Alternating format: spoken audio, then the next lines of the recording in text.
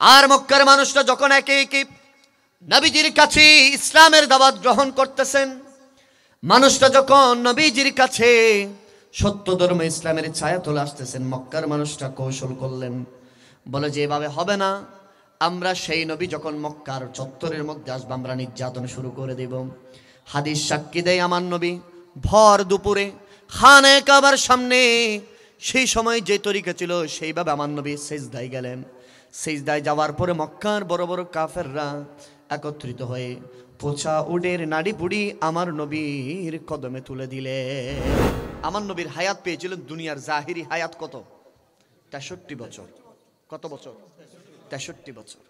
63 বছরের মধ্যে 40 বছর পর আমার নবীর নবুয়তের এলানে নবুয়ত হয়েছেন। আমাদের এখানে কিছু দেশের মানুষ আছে নবী 40 বছর আগে জানতেন না উনি যে নবী ছিল। নাউজুবিল্লাহ, একটু জোরে বলেন না। এরকম আমাদের দেশের মানুষকে মিসগাইড করা হয়, 40 বছরের আগের জীবন এটা নিবেন না, আপনারা 40 বছর থেকে নিবেন, এরকম বলে বলে মুসলমানদের ইমান হরণ করা হচ্ছে। কিছু আছে না? নেই? আল্লাহ এদের হেফাজত করুক, আমিন বলেন। আমার নবীর শুধু 40 বছর জীবন না, আমার নবীর পুরো হায়াত জিন্দেগির প্রত্যেকটা কিছু অনুকরণীয়, অনুসরণীয়। এটা আমিন আল্লাহর কোরআন বলতেছেন, বিসমিল্লাহির রহমানির রহিম, লাকাদ কানা লাকুম ফি রাসূলিল্লাহি উসওয়াতুন হাসানাহ। এটা কোরআন শরীফের আয়াত কি বাইরের আয়াত? আরো জোরে বলেন। কোরআন। কোরআন বলতেছেন, হে আমার বান্দারা, আমি তোমাদেরকে দুনিয়াতে পাঠিয়েছি এমন মনে করিও না মাঠে ছেড়ে দিয়েছি। আমি তোমাদের জন্য একটা রুলস বেঁধে দিয়েছি, তোমাদের মাঝে একটা আদর্শের মূর্ত পথিক আমি দাঁড় করিয়েছি, তোমাদের মাঝে হেদায়েতের আলোকবর্তিক একজন দাঁড় করিয়েছি, যার জীবন থেকে তোমরা আদর্শবান হবা, যার জীবন থেকে তোমরা ফলো করে আমি আল্লাহর পেয়ারা বান্দা হবা। আর সেই জীবনের আদর্শবান মহান হেদায়েতের মূর্ত প্রতীক হচ্ছে আমার হাবিবে কিবরিয়া মুহাম্মদুর রাসূলুল্লাহ। জোরে বলেন সুবহানাল্লাহ।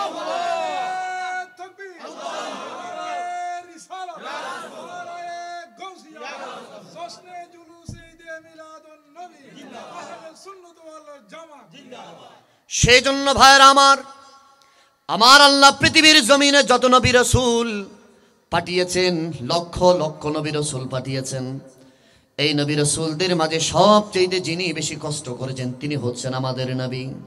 সুবহানাল্লাহ। আর আমার নবীর 63 বছর জীবনের মধ্যে 40 বছর পরে আল্লাহ এলানে নবুয়ত করতে বলেছেন। 40 বছরের পর থেকে 13 বছর পর্যন্ত, কত বছর? 40 বছর থেকে 13 বছর, মানে 53 বছর আমার নবী মক্কাতে ছিলেন। কোথায়? মক্কাতে। তারপরে 10 বছর কোথায় হিজরত করে? কোথায়? মদিনায়। তাহলে এখন ভাগ করে দিই, প্রথমে 40 বছর মক্কায়, এলানা নবুয়তের পরে 13 বছর মক্কায়, এরপরে 53 বছর বয়সে আমার নবী কোথায় গেলেন? মদিনায়। 10 বছরের মদিনার জীবন। সুবহানাল্লাহ।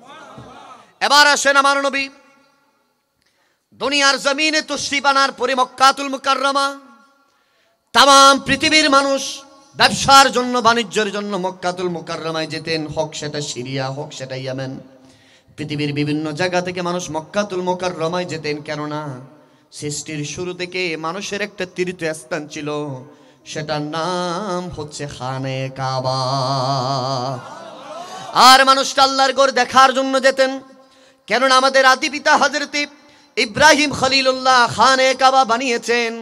আর মানুষটা যখন বিভিন্ন জায়গা থেকে খানে কাবা আসতেন, মানুষের মাল লুট করা হতো, মানুষকে হত্যা করা হতো, মানুষকে নিন্দনীয় করা হতো, মানুষের উপর জুলুম নির্যাতন করা হতো। কিন্তু আমার নবী যখন থেকে তশরিফ এনেছেন, শিশু নবী থেকে শুরু করে আমার নবীর সংগ্রাম শুরু হয়েছে।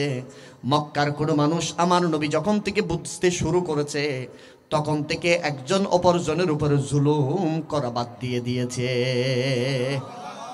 কোনো মানুষ যদি জুলুম করত, বলতো যে কুরাইশ বনু হাশিমের মধ্যে একটা শিশু আছে যার নাম মুহাম্মদ, আরে মানুষ ওনার নাম দিয়েছেন আল আমিন। সুবহানাল্লাহ বলেন। শিশু থেকে আমার নবীর নাম আল আমিন। আরে আল আমিন কি বুঝাও? আমার নবী আসতেন বলেন, খবরদার একজন অপরজনের উপর জুলুম করিও না, নিপীড়ন করিও না। যে বড় মানুষ সেই গরিবকে জুলুম করবে না, যে গরিব সেই আরেকজনকে জুলুম করবে না। মনে রেখো, যার যেমন শ্রেণীবিন্যাস শ্রেণীগতভাবে থাকবে। মনে রেখো, সাদা কালোর উপর জুলুম করবে না, কালো সাদার উপর জুলুম করবে না, কেউ কারো উপর জুলুম করবে না, একজন আরেকজনের মাল হস্তক্ষেপ করবে না। মনে রেখো, এটা হচ্ছে জাজিরাতুল আরব, এটা হচ্ছে মক্কার পুণ্যভূমি। এখানের মধ্যে যেই মানুষ দাখিল হবে, ঢুকবে, সেই মানুষ আমানতের গ্যারান্টি আমি মুহাম্মদুর রাসূলুল্লাহ। এই ঘোষণা দিয়েছেন কখন? আমার নবী যখন ছোট। সুবহানাল্লাহ। ছোট হতে 13 বছর বয়সে হিলফুল ফুজুর একটা সংগঠন করেছেন। কিসের? তাম পৃথিবীর মাঝে সর্বপ্রথম কোন সংগঠন করে থাকলে সেটা হচ্ছে আমার নবী করেছেন। वो हाशिमी वो हाशिमी की मदनी युल अरबी है वो मेरा नबी है वो मेरा नबी তিনি যার জন্য সেজে গেছে এই গোটা জগৎ জান্নাতুল ফিরদৌসে হলো তার দেখানো পথ। সুবহানাল্লাহ। अल्लाह का फरमा अलम नशरह लका सदरा मंसूब है जी से वरफा लका जिक्रा जिस जात का कुरान में भी जिक्र जली है वो मेरा नबी है वो मेरा नबी। हाथ आछे ना नहीं? সেই নবীর জন্য হাত নাড়াই নারে বলি वो मेरा नबी है वो मेरा नबी वो जात के जो मजहर लो लाह कलमा है जो साहिब रफ शब मेराज हुआ है। सुभान अल्लाह बोलें। असरार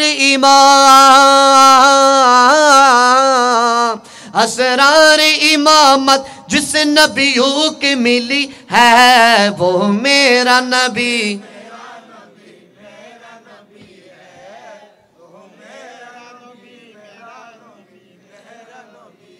সিনাকে টান টান করে বলেন ইয়া রাসূলুল্লাহ। 13 বছর বয়সে সংগঠন করলেন, নাম কি বললাম? হিলফুল ফুজুর। আপনাদের কষ্ট হয়? আমি একদম নিচ থেকে যাচ্ছি যেন আপনারা পুরো জিনিসটা বুঝেন। হিলফুল ফুজুর কঠার পরে আমার নবীর সবখানে আমার নবীর আমানতদারিতার কথা, আমার নবীর সত্যবাদিতার কথা, আমার নবীর একনিষ্ঠতার কথা, আমার নবীর আদব, আমার নবীর আখলাক, আমার নবীর হুসনি আজিমের কথা শুধু মক্কায় নয়, আশপাশে যতগুলো দেশ আছে সবখানে ছড়িয়ে গেছে। মক্কাতে একজন বালক আছে যেই বালক কখনো মিথ্যা বলে না। মক্কাতে একজন বালক আছে যেই বালক কাউকে কখনো ধমক দেয় না। মক্কাতে একজন বালক আছে যেই বালক কখনো কারো উপর জুলুম করে না।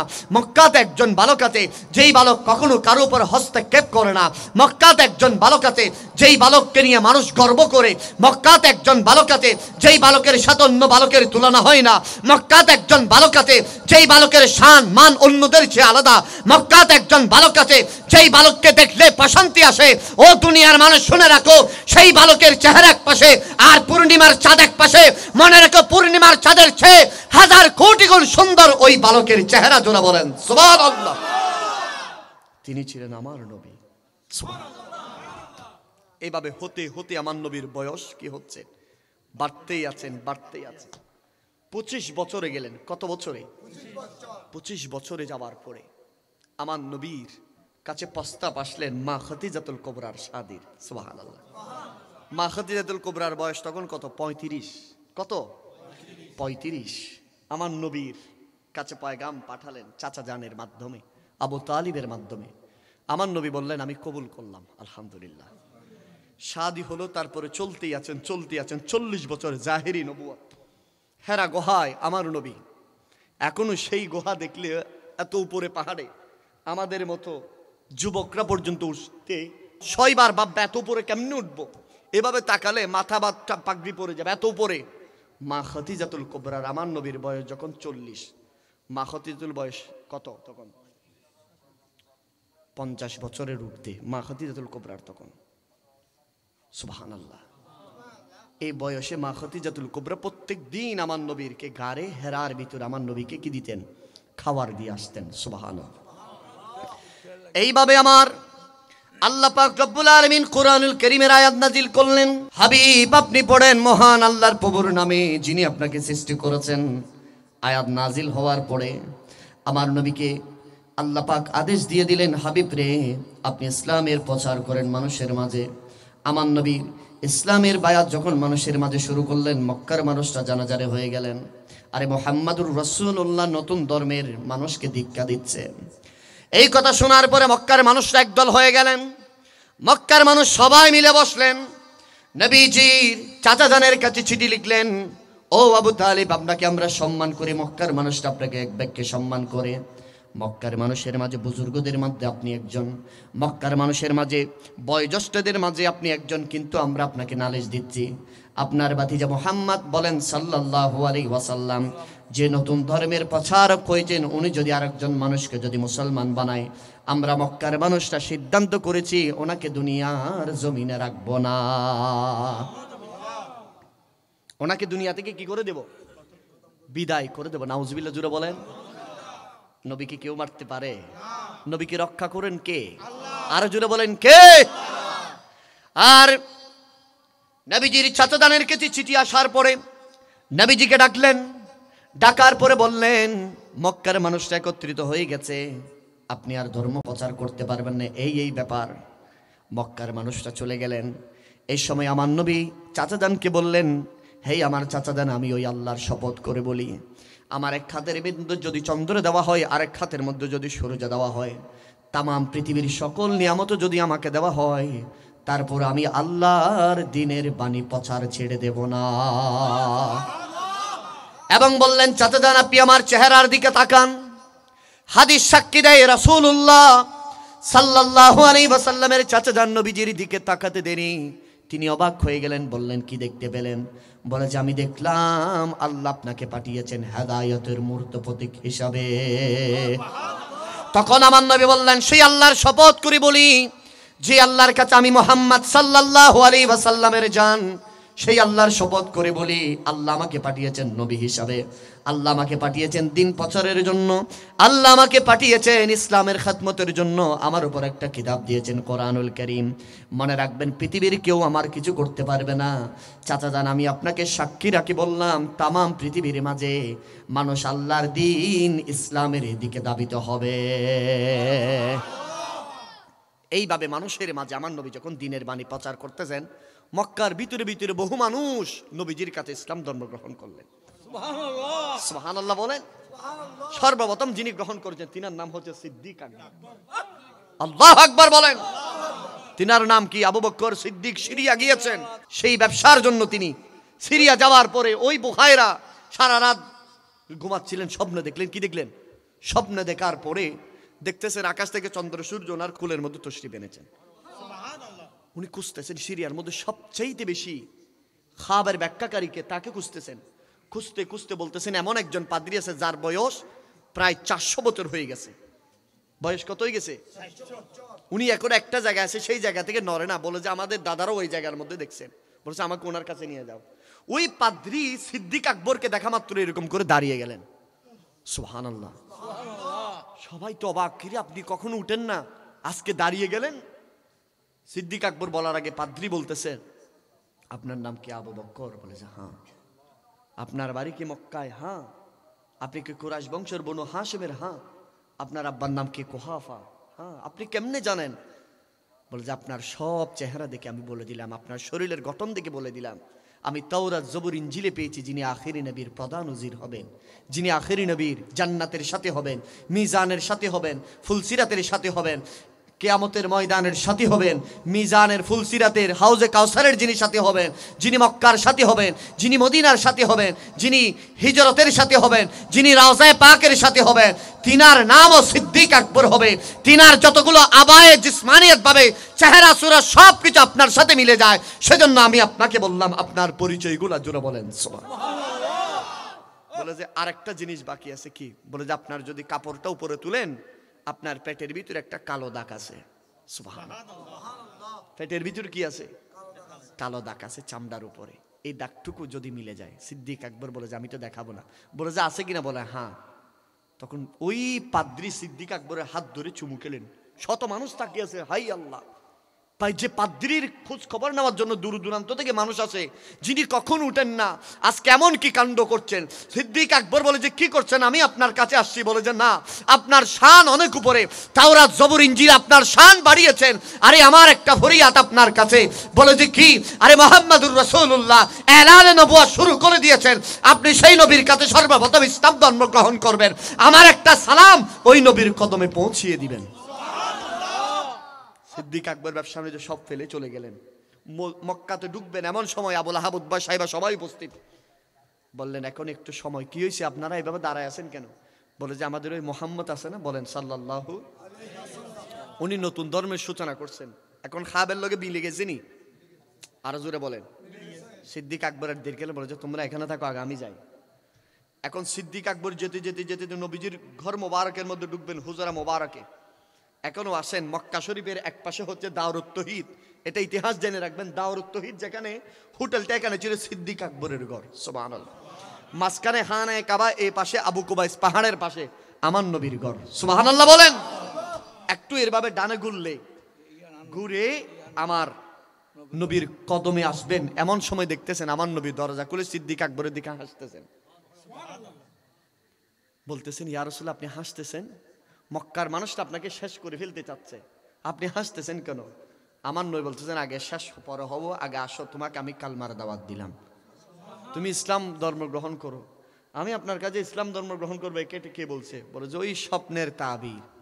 সিদ্দিক আকবর তো অবাক, ইয়া রাসূলুল্লাহ আমি আর দেরি করতে চাই না, যেই নবীর কাছে এখনো আমি আসি নাই, ওই খাবের ব্যাখ্যা যেই নবী জানে, গায়েবের খবর যে নবী দিতে পারে, আর আমি আমার সেই মূর্তি পূজার, আমার পূর্বসূরীদের সেই ধর্ম আমি আর রাখতে চাই না গো রাসূল, আমাকে কালমা পড়িয়ে দিন, লা ইলাহা ইল্লাল্লাহু মুহাম্মাদুর রাসূলুল্লাহ।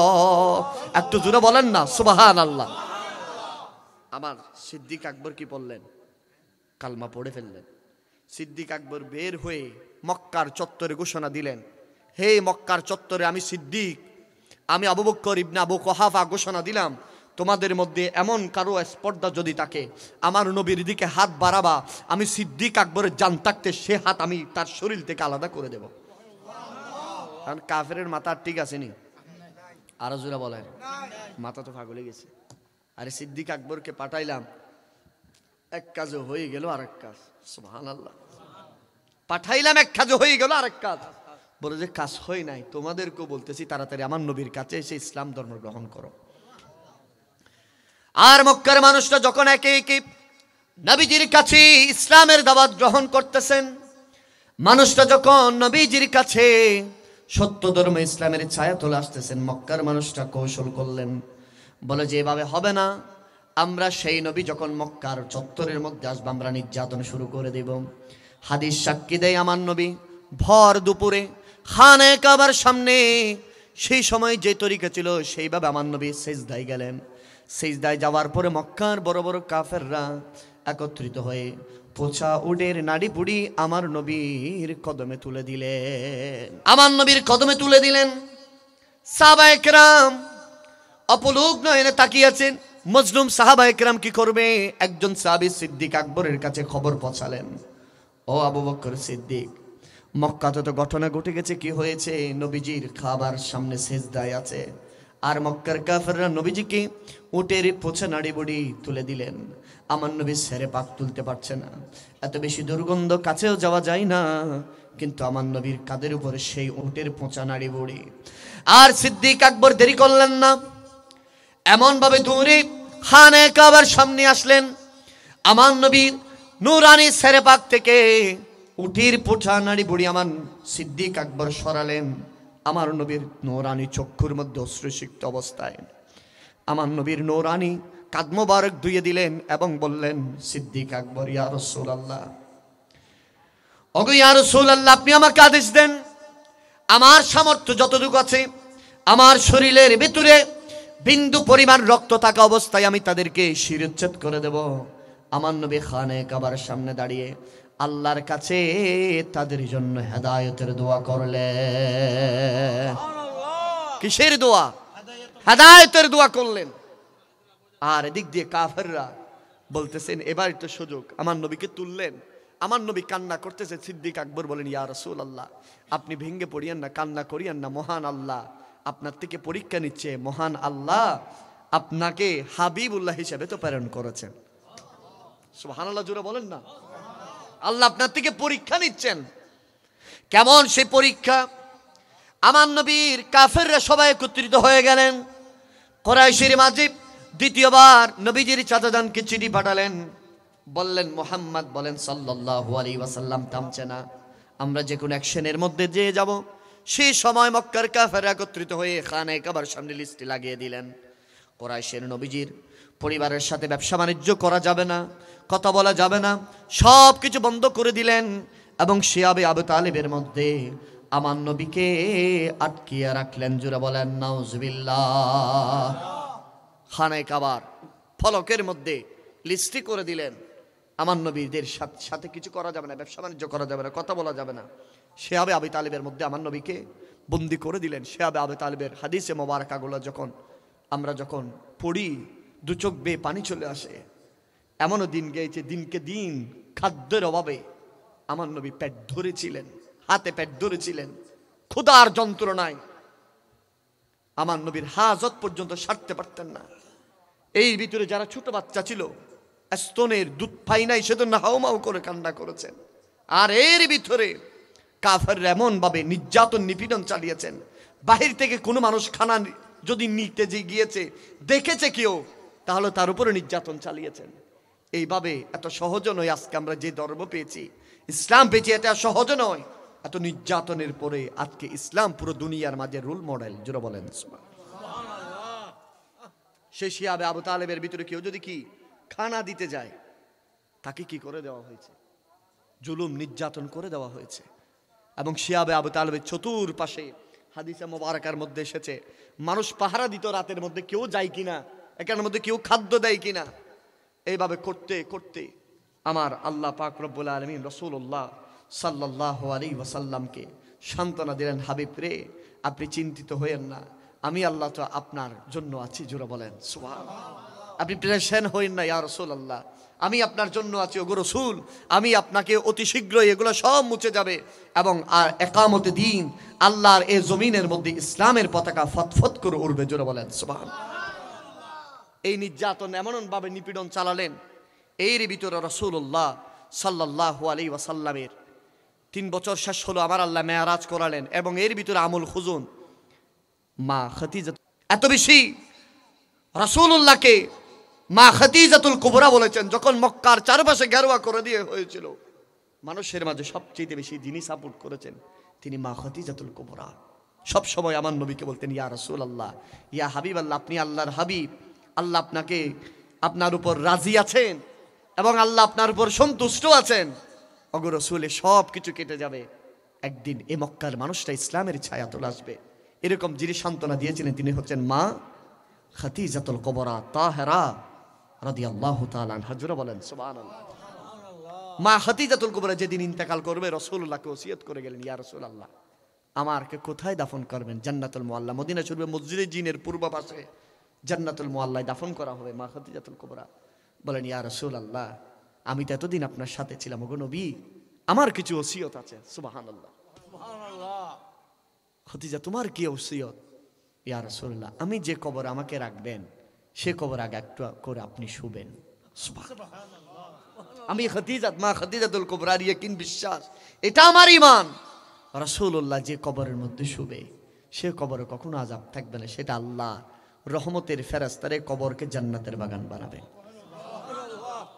আমার নবী মা খাদিজাতুল কুবরা এইভাবে হাত ধরে, হ্যাঁ এটা পূর্ণ করব। ওগো রাসূল, আরেকটা আমার। বলো কি? ইয়া রাসূলুল্লাহ, আমাকে কাফন দিবেন আর আপনার একটা জুব্বা মোবারক দিয়ে। কি দিয়ে? জুব্বা মোবারক দিয়ে।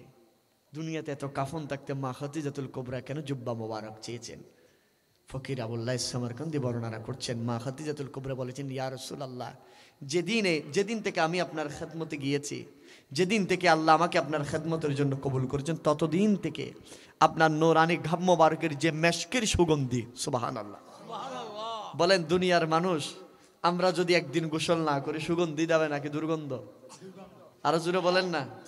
মানুষের ঘামগুলা থেকে দুর্গন্ধ বের হয়, আতর দিতে হয়, পারফিউম সেন্ট দিতে হয়।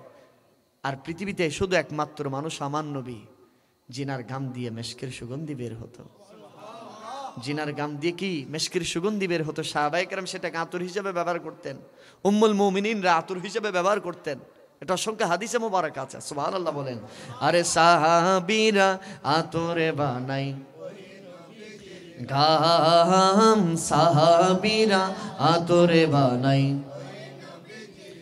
আরে শুনো মানো জানো কি মন আমার নবীজি, যাহারে পাগল চন্দ্র সূর্য তারকারাজি। তোমরা আরো শুনবানি সুন্দরী কাহিনী, জান্নাতের রোমে রোমে লেখা নবীর নাম, জান্নাতের রোমে রোমে লেখা নবীর নাম। সাহাবীরা আরে উস্তুনে হান্নানা একটি খেজুরি গাছের নাম, গাছটি ধরে খুতবা দিতেন রাসূল আকরাম। সুবহানাল্লাহ বলেন। গাছটি নবীর বিরহে কাঁদিতে রহে, হতভাগ হইল যত সাহাবায়ে কেরাম। সাহাবীরা আতর বানাই গাম, সাহাবীরা আতর বানাই।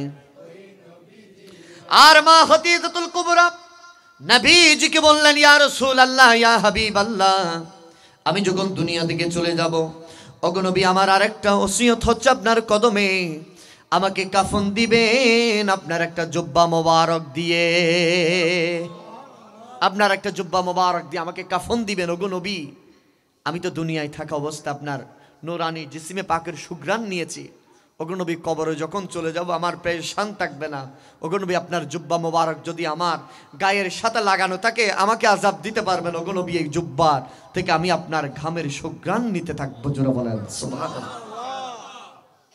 মা খাদিজাতুল কুবরা জান্নাতুল মুআল্লায় আমি নিজে গিয়েছি। একটা খুব সিক্রেট কথা আপনাদেরকে বলি, বহু জায়গায় গিয়েছি, এখানে মাহফিল, এখানে আল্লাহর বলি, আমি শপথ করে বলতেছি, জান্নাতুল মুআল্লার মা খাদিজাতুল কুবরা অনেক সাধারণ কবর, একদম মা খাদিজাতুল কুবরার রওজা পাক যেটা উপরে একদম, এদিক দিয়ে সিঁড়ি দিয়ে উঠতে উঠতে একদম উপরে, এদিকে এরকম গ্লাস দেওয়া আছে, নিচে কিছু ভেঙে গেছে। ওখানে আমি ছিলাম, আমাদের জামিয়ার শেখুল হাদিস আল্লামা আশরাফুজ্জামান হুজুর ছিল। তা আমি এভাবে দাঁড়িয়ে আছি, হুজুর আমাকে বলতেছেন সিটিংয়ে ভাষায় বলতেছেন, কিছু তোর নাকত কিছু খবর নোয়ান না। তো আমি তো দূরে দাঁড়িয়ে আছি, আমার তো শুধু কি খবর হবো, হদ্দা হাসে আয়। কাছে গিয়ে হুজুর আমাকে বললেন এটার ভিতরে হাত দিয়ে দাও। হাত দিয়ে আমি মাটিগুলো যখন শুকতেছি, আল্লাহর শপথ করে বলতেছি, এই সুগন্ধি আজ পর্যন্ত আমার নাকে লাগে না, যে সুগন্ধি সেখানে পেয়েছি আমি। আল্লাহর শপথ করে বলতেছি, আমি এই সুগন্ধি আমি অবাক হয়ে গেলাম। বলতেছি এরকম সুগন্ধি কোত্থেকে হুজুর এই মাটি থেকে? বলতেছে এই জায়গার ভিতরে শাহিত আমার নবীর সাহেব জাদা আছে, শাহিত এখানে উম্মুল মুমিনিন মা খাদিজাতুল কুবরা শাহিত। সুবহানাল্লাহ। এত সুগন্ধি আমি আজকের এখন বলতেছি, আমার এখন চোখটা দেমাগটা সেখানে এখনো, যেখানে মা খাদিজাতুল কুবরা বেহেশতের মতো সুগন্ধি এখানে আসতেছে। সুবহানাল্লাহ বলেন। চোখের তাকাইলে আপনার হৃদয়ে প্রশান্তি আসবে, লাগতেছে কবর থেকে কেউ যেন ইশারা করতেছে। সুবহানাল্লাহ বলেন। মা খাদিজাতুল কুবরা, জোরে বলেন সুবহানাল্লাহ। মা খাদিজাতুল কুবরা দুনিয়া থেকে বিদায় নেওয়ার পরে কিছুদিনের পরে আমার নবীর চাচা জানো কি করলেন? দুনিয়া থেকে বিদায় নিলেন। হাই হাই, আমার নবী এমন সিচুয়েশনের মধ্যে, অভিভাবক দুনিয়া থেকে, চাচা দেন আবু তালিব দুনিয়া থেকে বিদায় নিলেন, মা খাদিজাতুল কুবরা বিদায় নিলেন, যে সময়কে আমুল খুজুন বলা হয়। এই সময় আমার আল্লাহ আমার নবীকে বলতেছেন, হাবিব রে, আপনার দুঃখ পেরেশানি দূর করার জন্য আমি মেরাজ সংগঠিত করেছি। সুবহানাল্লাহ বলেন।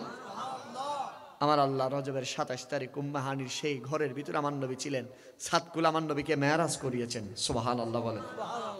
এই মেরাজের পরে মক্কাতুল মুকাররমার মধ্যে যখন রাসূলুল্লাহ সকালে বলতেছেন আল্লাহ আমাকে মেরাজ করিয়েছেন, এখান থেকে আমি বাইতুল মুকাদ্দাস 1 মাসের রাস্তা সব কিছু দেখেছি, যে মক্কার মানুষরা একজন অপরজনকে বলা বলি করতেছে। আরে এতদিন আমরা মনে করছিলাম মোহাম্মদ মাতারাদা ঠিক আছে, এখন দেখতেছি একদম সবকিছু গেছে। নাউজুবিল্লাহ জুড়ে বলেন। কবর বলতে বলতে সিদ্দিক আকবরের কাছে আসছে, ও আবু বকর সিদ্দিক, আপনি যে নবীর উপর কালমা পড়ছেন সেই নবী কি কথাগুলো বলতেছে এগুলো তো পাগলে বলে। নাউজুবিল্লাহ বলেন। কি বলতেছে? তোমার নবী বলতেছে এখান থেকে নাকি মসজিদুল আকসা গেছে ফিলিস্তিন, সেখান থেকে প্রথম আসমান দ্বিতীয় আসমান সব কিছু ঘুরে আসছে। ঘুরে আসার পরে দেখতেছে এখন আমার নবীর উজুর পানি গড়া গড়া করতেছে, এখনো ওই শিকলটা এখনো নড়তেছে। সুবহানাল্লাহ জুড়ে বলেন। এখান থেকে মাজহারে আলা হযরত গাজ্জালিয়া জামান রাজিয়া দৌরান আল্লাহ মুহাদ্দিস আহমদ সঈদ কাজিমি বলতেছেন, এখান থেকে একটা নুকতা তিনি বের করেছেন। ইনি এটার উপর স্বতন্ত্র খুতবায়ে কাজিমের মধ্যে কিতাব লিখেছেন মেরাজ নিয়ে। সেখানের ভিতরে এই ওয়াকিয়াটা আসে, বলতেছে আমার নবী চলে গেছে, মানে সৃষ্টি জগতের রূহ চলে গেছে, সৃষ্টি জগৎ যেমন ছিল তেমন আছে। সুবহানাল্লাহ। আবার আমার নবী মেরাজ শেষ করে এসেছেন 90 বছর 27,000 বছর, এক একটা রিওয়ায়াত আছে। আমার নবী সব শেষ করে এসেছেন সৃষ্টি জগতের মাঝে, আবার রূহ এসেছেন, পানি আবার গড়াগড়ি করতেছেন, শিকল আবার নড়তেছে। সুবহানাল্লাহ জুড়ে বলেন।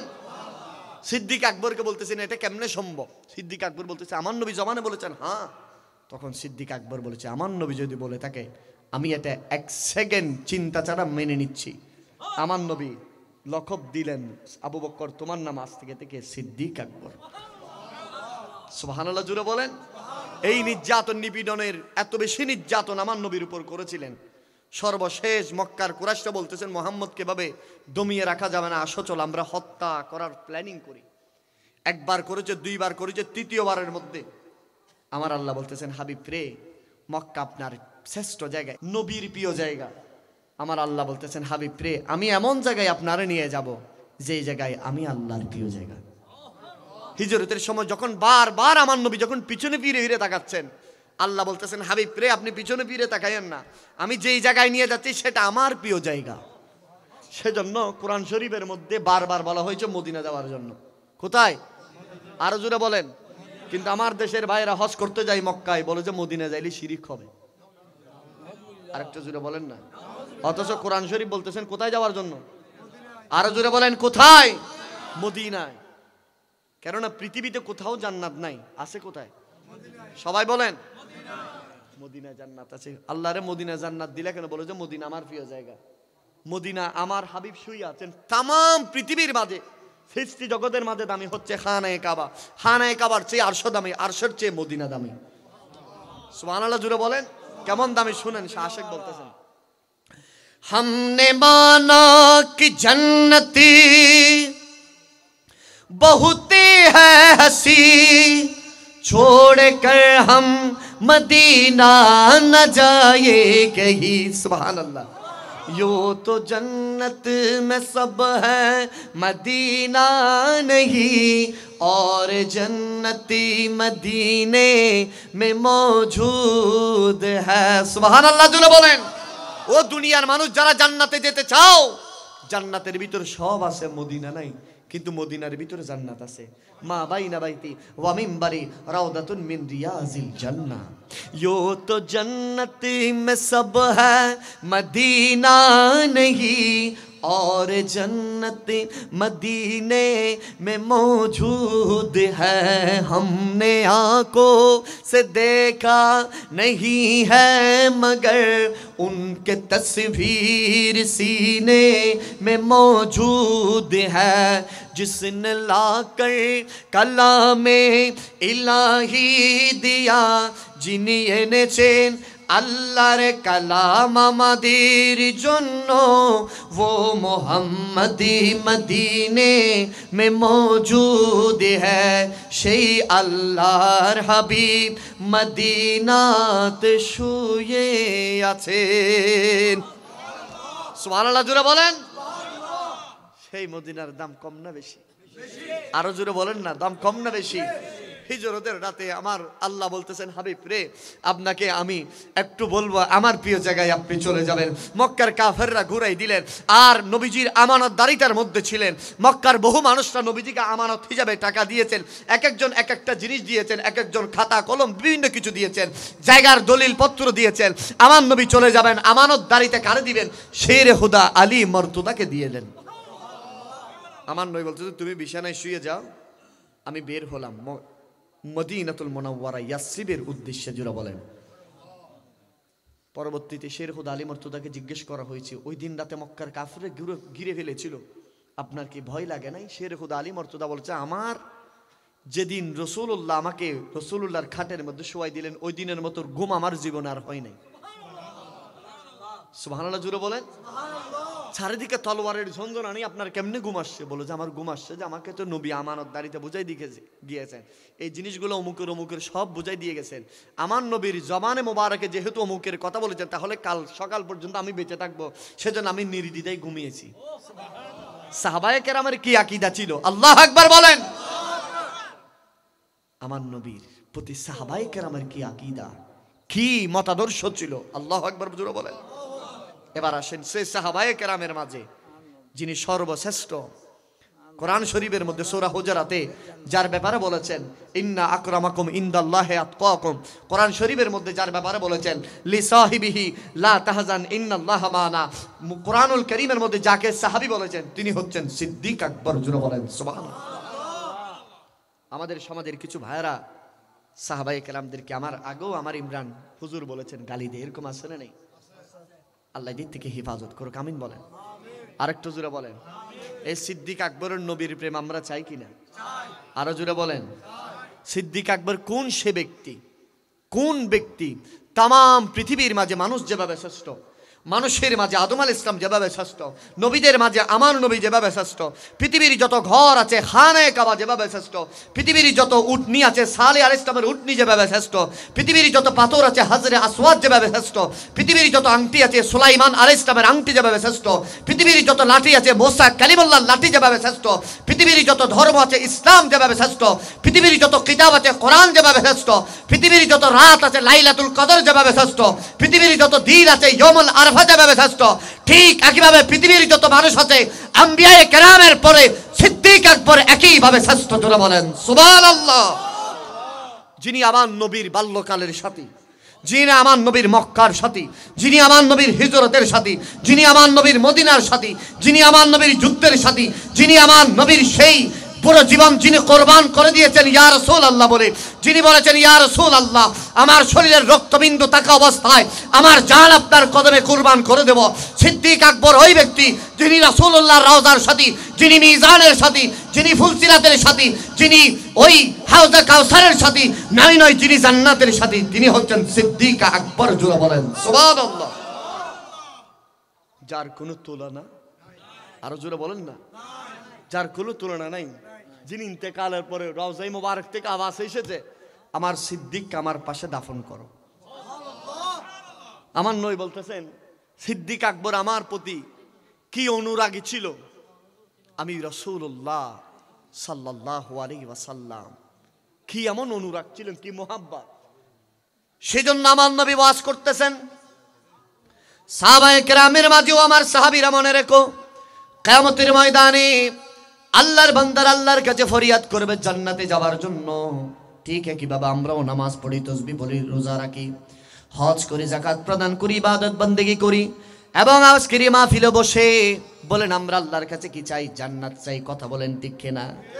একজন মানুষের সবচেয়ে বড় এম থাকে জান্নাতে যাওয়া। আল্লাহ তুমি আমাকে জান্নাত দাও। আমরা আল্লাহর কাছে ফরিয়াদ করি, আল্লাহ রে তুমি আমাদেরকে জান্নাতুল ফেরদাউস দান করে দাও, আল্লাহ আমাদের মা বাবাকে জান্নাত দাও। আমার নবী বলতেছেন এইভাবে আল্লাহর বান্দারা আমার উম্মতরা জান্নাত চাইবে। ও আমার সাহাবীরা শুনে রাখো, আমার উম্মতের মাঝে এমন একটি ব্যক্তি আছে জান্নাত তাকে পাওয়ার জন্য আল্লাহর কাছে ফরিয়াদ করবে। জান্নাত তাকে পাওয়ার জন্য আল্লাহর কাছে কি করবেন? ফরিয়াদ করবেন। সাহাবায়ে কেরাম অবাক, ইয়া রাসূলুল্লাহ সে কোন দেশের মানুষ, এখনো কি আসছে নাকি আসবে? আমার নবী বলতেছেন উনি দুনিয়াতে আসছে। সুবহানাল্লাহ। ইয়া রাসূলুল্লাহ আমাদেরকে একটু ঠিকানা দেন না, তার বাড়িতে যাই। আমার নবী বলতেছে সে বাড়িতে যাওয়ার দরকার নেই, তিনি মদিনায় নয় মসজিদে নববীতে আছেন। এই হাদিস বর্ণনা করার পরে সাহাবায়ে কেরামের মাঝে কান্নার রোল পড়ে গেলেন মসজিদে নববীতে। একজন অপরজনের দিকে তাকায়, একজন অপরজনের দিকে তাকিয়ে চোখের পানি ফেলে। ফারুক আজম ওসমানের গনি জিন্নৌরানের দিকে তাকায়, ওসমান গনি জিন্নৌরান শেরে খুদা আলী মর্তদার দিকে তাকায়, তিনি আবু হুরায়রার দিকে তাকায়, তিনি আব্দুল্লাহ ইবনে মাসউদের দিকে তাকায়। এভাবে সাহাবায়ে কেরাম মাথা নিচু করে দু চোখের পানি ফেলে ফেলে মসজিদে নববীতে কান্নার রোল পড়িয়ে দিলেন এবং ভাবতে লাগলেন সে কোন ব্যক্তি, সে কেমন ইবাদত করেছে, কেমন নবীজিকে ভালোবেসেছে। একজন সাহাবী দাঁড়ালেন, ইয়া রাসূলুল্লাহ, ইয়া হাবিবাল্লাহ, আমাদেরকে একটু পরিচয় করে দেন সে ব্যক্তির।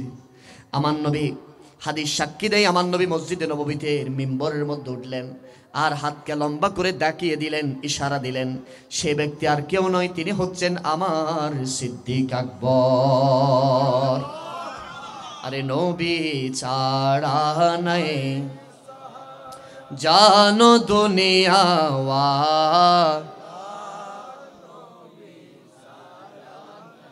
বাবা, নবী ছাড়া কোনো সাহারা আছে? আরো জোরে বলেন, দুনিয়ার কোনো নেতা কাতা সাহারা দিতে পারে? আমার যুবক ভাইদেরকে আমরা বহুবার বলেছিলাম, ভাই আমার যুবক নেতা সাহারা দিতে পারে না, বলে যে টার্গেট আমাদের 41 সাল আসেনিও নাই। আবার আজকে যারা বেপরোয়া হয়ে গেছে, এটা ফালা বদল আসেনি, কেউ 16 বছরে পাল্টায়, আবার কেউ 16 মাসও পাল্টায়, ঠিক কিনা বলেন? সেজন্য ইমানদার দুনিয়ার কোনো তাবেদারি করে, দুনিয়ার কোনো পয়সাওয়ালা, দুনিয়ার কোনো নেতা কেতারে গনে, ইমানদারের জান কুরবান দিয়েছেন নবীর কদমে। ইমানদার সংগ্রাম করেন অলির জন্য, ঠিক কিনা বলেন? ইমানদারের জান কুরবান হয়ে গেছে রাসূলুল্লাহর আশিকে ওলিদের কদমে, ঠিক কিনা বলেন? সেজন্য সুন্নিরা যুগে যুগে কালে কালে কোন নেতার ফাঁসাটা ছিল, কোন কারো গোলামি করে, কারণ আমরা তো গোলামে মুস্তাফা, ঠিক কিনা বলেন না? মে গোলামে ইবনে গোলামি হো মে ফকিরি খৈরুল अनामी हो मैं तो पंजे तन का गुलाम हो। सुबहानाल्लाह। আর একটু জোরে বলেন না, আমরা পাক পাঞ্জাতনের গোলাম, ঠিক কিনা বলেন? যাদের ব্যাপারে আল্লাহর কোরআন বলছেন, ইন্নামা ইউরিদুল্লাহু লিউযহিবা আনকুম আর-রাজসা আহলাল বাইত ওয়া ইউতাহহিরাকুম তাতহীরা বলেছেন। সুবহানাল্লাহ, জোরে বলেন। আমরা নবীর গোলাম হতে চাই কিনা হাত তুলেন, আল্লাহ আমাদেরকে নবীর গোলাম করুক, আমিন বলেন। আর একটু জোরে বলেন আমিন। সেই নবীর মতাদর্শ, সেই নবীর মোহাব্বত নিয়ে যদি কবরে যাইতে পারি, দুনিয়ার জমিনটা তো আমার আপনার জন্য জান্নাতের বাগান হবে। আর একটু জোরে বলেন। তাহলে বুঝলাম, বলেন নবীজির এই মক্কার জীবনে কষ্ট কম হয়েছে নাকি বেশি হয়েছে? যে কষ্ট আমার নবী করেছেন, বুকে পাথর বেঁধেছেন, খন্দকের জমিনে নবীকে পাথর বেঁধেছেন পেটের ভিতরে। যে নবী কখনো পেট ভরে খান নাই, যে নবীর কখনো কোনো কিছুর নিজের মতো করে ইউজ করে নাই। আমার নবীর সব চাইতে, ওলামায়ে কেরাম এখানে আছেন, প্রিয় একটা জিনিস ছিল রুমাল, ইয়েমেনি একটা রুমাল, যেটার কাছার মধ্যে ফুল ট্যাপের ছিল, কাজ করা ছিল, এটা আমার নবীর প্রিয় ছিল। একজন এক সাহাবী এসে শুধু আমার নবীকে বললেন, ইয়া রাসূলুল্লাহ, আপনার এই রুমালটা অনেক সুন্দর। সুবহানাল্লাহ। আমার নবী এর ডাকে রুমালটা দিয়ে দিলেন। সাহাবায়ে কেরাম এর উপর রাগান্বিত হয়ে গেলেন, আরে তুমি জানো না নবীকে কোনো জিনিস সুন্দর বললে সেটা নবী রাখে না, দিয়ে দেয়, তুমি এ কথা বলতে গেলে কেন? তো সাহাবী তো বলতেছেন, আসলে আমার ভালো লাগছে, আমি বলছি। তাহলে কি রকম ছিল নবীজি? নবীজির কাছে কখনো টাকা রাখতেন না, সুবহানাল্লাহ, কখনো ধন সম্পদ রাখতেন না, যা থাকতেন সব দিয়ে দিতেন, সুবহানাল্লাহ। কখনো পেট ভরে খান নাই, কখনো তৃপ্তি সহকারে পানি পান করে নাই। তামাম পৃথিবীর মাঝে, অথচ যে নবী হাউজে কাউসারের মালিক, যে নবী জান্নাতের মালিক, যে নবী উপর দিকে এরকম হাত তুললে চন্দ্র দ্বিখণ্ডিত হয়ে যায়, যে নবী অস্তমিত সূর্য ইশারা করলে ফিরে আসে, সেই নবী 63 বছরে কখনো তৃপ্তি সহকারে পানি পান করে নাই, তৃপ্তি সহকারে খাবার খাই নাই। শুধুমাত্র উম্মতের জন্য নবীজির পুরো জীবন কোরবান করে দিয়েছেন। আর একটু জোরে বলে। আজ সেই উম্মত নবীর এই পুরো জীবনটা কত কষ্ট করে কাটিয়েছেন। আজ সেই উম্মত ইসলাম পাওয়ার পরে ইসলামকে ভুলে যায়, নামাজ পড়ে না, নবীর শান মান বুঝে না, নবীরে ফেলায় ওই নায়ক গায়ে কারণে ফল হয়ে গেছে। ঠিক কিনা বলেন না? সেজন্য আমার আল্লাহ বলতেছেন লাকাদ কানা লাকুম ফি রাসূলিল্লাহি উসওয়াতুন হাসানাহ। ও দুনিয়ার মানুষ মনে রেখো, তোমাদেরকে আমি এদিক সেদিক না যাওয়ার জন্য আমি তোমাদেরকে একটা মহান রোল মডেল, হেদায়েতের আলোকবর্তিকা হিসাবে আমি তোমাদের মাঝে আমার একজন নবীকে পাঠিয়েছি, যিনি শুধু অন্য নবীদের মতো নবী নয়, যিনি হচ্ছেন আমার হাবিবুল্লাহ।